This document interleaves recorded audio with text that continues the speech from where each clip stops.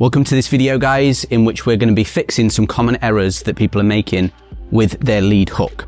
Now, the lead hook's probably the most technical punch to really get used to. It's not got much leverage, and by that I mean when you're in your regular stance, your hand is very close to the target, the one that you throw the hook with. So what tends to happen is many people will subconsciously feel that there's a very short distance between me and the target, and then that causes them to do this big swing out and really overcompensate in the movement. But unfortunately, that doesn't really do anything for you and actually makes all of the other elements of the technique more difficult or impossible to do correctly. So in this video, I'm going to be breaking down 4 common errors that many people are making with this. And if you stick around until the end, I'm going to be giving you a drill that's going to really be able to help you level this technique up so you can lead hook like a pro. Now, although I focus a lot about technique on my channel, I'm very much against saying there's one right way to do it and you shouldn't do anything else. Now, that's more kind of like, I think what people are doing there is they're confusing stylistic elements with the principles of the technique. Now, the principles, the things that underlie throughout everything else, should always remain the same. And there's certain things that we're going to be covering in this video that are principle based. Everything else is stylistic. So don't confuse a person's individual style with them missing one of the fundamental principles. Now, one of those principles that is applicable through every technique that you throw, every punching technique, is that you need to generate energy from the legs, and then it comes through the body and distributes into the punch right at the end, okay? And if you haven't got this down, then every punch you're going to do is just going to be from the arm, and it's going to be weak and subpar. So this leads me to the first thing, which is proper weight distribution in the legs. So we're starting at the lowest foundation, okay? So the first thing to do then is to ensure that you've got good weight distribution between both of your legs. Many people, when they're getting used to this stuff, will stand too back heavy or they'll be too front heavy, especially when they're throwing a technique. And you want to have that weight evenly distributed so that we can draw that energy up through the legs. Now, what most people tend to do when they're doing this stuff, especially if they're beginners, is when they're doing, say, combos on a bag, for instance, is they'll do a 1-2 to a hook or something like that. But because obviously the 1-2, our arms are fully extended, that means more range on the punch. And then when it comes into the hook, they'll tend to lean forward, putting way too much weight on this leg. And then that really throws the rest of the technique off. So you want to make sure that your weight is nice and evenly distributed between both of your legs. And you can get used to this just through simple footwork drills, stance drills, you know, like moving around into different positions, ensuring the weight is evenly distributed through both of those legs. Now that leads me on to point number 2, which is a lack of rotation throughout the body into the hook punch. And you need to rotate throughout all of the punches that you're throwing, but especially hook punch, because it is a completely rotational punch. So the telltale sign of if someone isn't doing this enough is if you're facing them, their hook tends to hit and their body's still quite straight like this, which obviously means that they haven't moved through their hips enough when they're throwing that hook, and they're just throwing it completely from the arm. So it's like the body and the arms are completely disconnected. Now, it's quite heavily contested among different boxing trainers and things like that, whether you should actually pivot on that lead foot as you throw the hook, or you should just keep it flat. And I think you should actually do both, but at different times. So I think it's very useful to begin doing it when you learn, and I used to do this as well, just because obviously when you pivot on that foot, it enables you to drive the hip forward and get more of the kind of feel of the movement, right? Because if you're not doing that, it's very hard if you're not used to how the move should feel in order to get that. And then you should eliminate it later on, because when you've got more of a sort of flat surface area down, it enables you to generate more energy through the kinetic chain into that punch. Because if you're on your toes, for instance, that's less of a surface area, so there's less of a drive from the floor. And what that does is the energy comes up, it creates a rigidity in the core, which creates what's called torque, so you can rip that punch right through. And torque is essentially the force at which an object rotates around its axis. So in our case here, the core is the axis, and the arm would be the part of the rotation in the upper body. So having that rigidity in the core and having those legs flat enables us to be much more aggressive with that rip backwards into the hook. So what I would recommend to start with to get used to this is to just practice basically pivoting throughout your stance, obviously with that evenly distributed weight, as I've already mentioned. And you want to start over this way a little bit with that back foot lifted and pivoted upwards. Then you're going to rotate through and then lift that front foot up into that pivot so the hips rotate nicely through. One thing that I always say with these punches, which can help to explain it to people, is instead of thinking about punching with the arms, think about punching with the hips, which sounds kind of weird, but it means just be a bit more aggressive with that turn of the hips. So instead of just swinging everything together, really aggressively rip those hips through. Same like if you're doing a cross, for instance.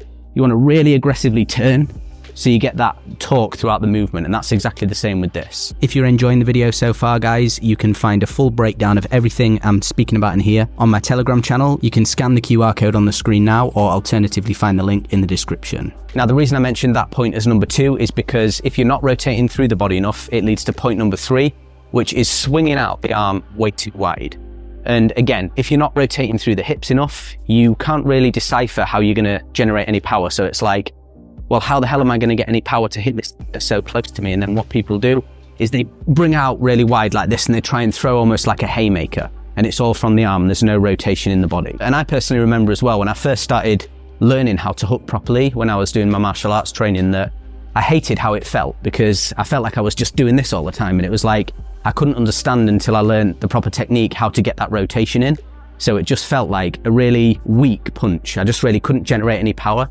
And you often see people, you know, struggling with this, is they'll just be swinging that arm out and there's nothing else going on with the body. If you are swinging out big like this, it causes you to fall out of that hollow body position, that nice and composed position that we want to be in when throwing that technique. So if you're swinging it big and wide, it instantly bends your back kind of the wrong way and you're losing all of that energy composure.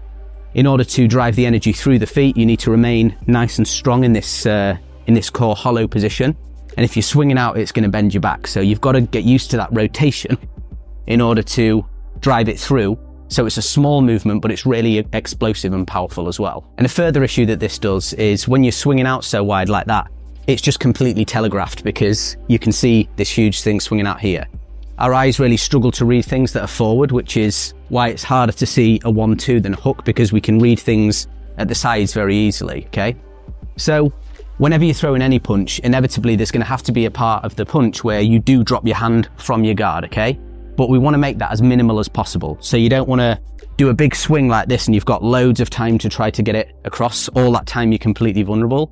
We want to make it as short as possible. So we use that rotation, again, punch with the hips. As I said, driving the hips first, and then you drop it right at the last minute, so you're vulnerable for the least time possible, okay? So instead of this big swing, you want to drive it through like that, yeah?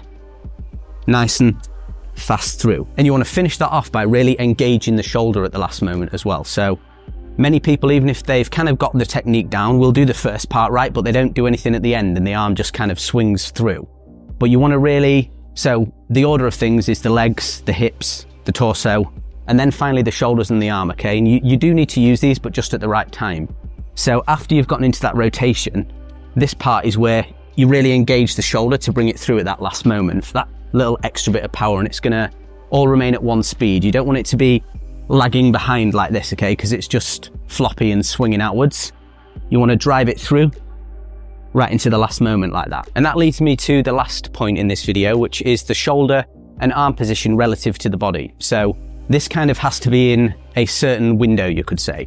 If the arm is too far back and the body's gone too far, then it's going to be lagging behind. Can you see how I'm really opened out here? This feels quite uncomfortable on the shoulder, and the body's gone too far before the arm. So if you swing out and you're not fully in time, your body's going to become disjointed and disconnected. Also, if you do it too early, then your arm's too far up and the body hasn't rotated enough and you're not going to have any power. So it has to be just in that right amount. And if you were to see, say, a super slow-mo clip of somebody executing a really technically powerful hook, the hips would move a split second before that arm, but then they start to engage the rest of the upper body at the right time, okay? It's not too late or it's not too early. So it's almost like the hips go a bit first and then the arm comes out just at the right time in order to drive forward into the target. So again, if you engage the arm too late, then it's going to be swinging right behind. Again, it's uncomfortable on the shoulder and it's going to lack power. But if you do it too early, there's going to be no power in it because you need a little bit of swing to create that torque, okay? So it's got to be just within that window. And you want to kind of be kind of like this. So as you drive this hip back and this one comes forward into the rotation, the arm wants to come out about there. So again, it's not big and swingy and telegraphed. And you've got just enough of that torque remaining in that hollow body to transfer into the punch and really rip it through nice and powerful. So like with all of your punches, guys, this is something that's going to take practice, and especially for this punch because, like I said, it's much more technical than like just a jab or a cross. So do be prepared for it to suck for a while you're practicing it, but just keep at it and eventually you'll start to get a really visceral feeling for it. Visceral just basically means kind of like an intuitive feeling of how that technique should be performed. And once you start to develop that, it'll improve very quickly. And to do that, I would recommend just starting, like I always say, from the ground up, nice and slowly. Just going through the motions of the technique as it should be done, with as good form as possible, driving it through, and then returning to your stance before adding any speed and power, because if you're just doing it super quick straight away, you're just never going to be able to develop that form. So slow with flow, so it's not robotic like this, okay? You want to still be relaxed. Take on the kind of form of how you would do it quick, but just take a bit of the power and intensity out of it. Just driving through that punch into each one, okay? Now this is the part at the beginning where I said I was going to show you a drill in how to really practice this. It's super simple, but it's a great way to give you the feel of how the hook should be executed, okay? So you start out by putting your hand into a cross position, but you want to extend it past your target. So can you see I'm sort of laying my hand on the side of the bag here? And what this does is it creates us some leverage. So it's almost like you've thrown across and then you're going to go into a lead hook, which is much easier than just standing and doing the lead hook, especially to get the feel of it. And it brings the lead hook shoulder back, so it gives us a bit more distance to rotate. And simply all you do from there is you just rotate into the hook from that cross position. It's way easier than doing it just standing like this, okay? All I'm doing is I'm just driving it back, making sure my hand's in line, my shoulder's nice and high, and I'm creating this frame, and then I'm driving it into there. So you want to do it just like I am doing it on here, really, really slowly to start with, to get a few reps. And then as you get used to that, you can start to be a bit more aggressive with it. Same thing, just speeding it up a little bit. You see, I push my hand back and then just throw it through. Just like that. Then the next stage is after you get a bit more used to that, you can actually throw it like a cross. So you throw the first strike out rather than starting holding it there. And it really teaches you that aggressive whip of the hips and the torso that you need to drive into that hook. So you can see there how I throw that cross through.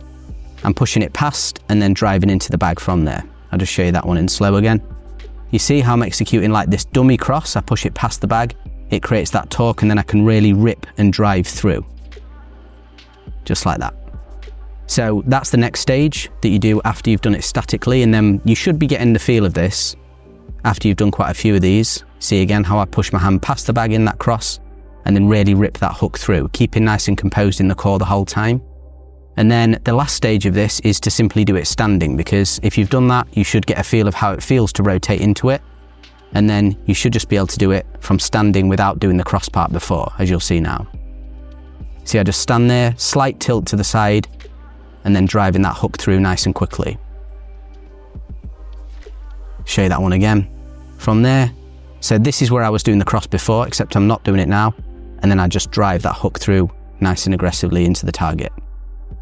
I hope you enjoyed this video, guys. You can get a full breakdown of everything in the video by joining my Telegram group, by scanning the QR code that's on the screen now, or you can find the link in the description. I'll see you next time.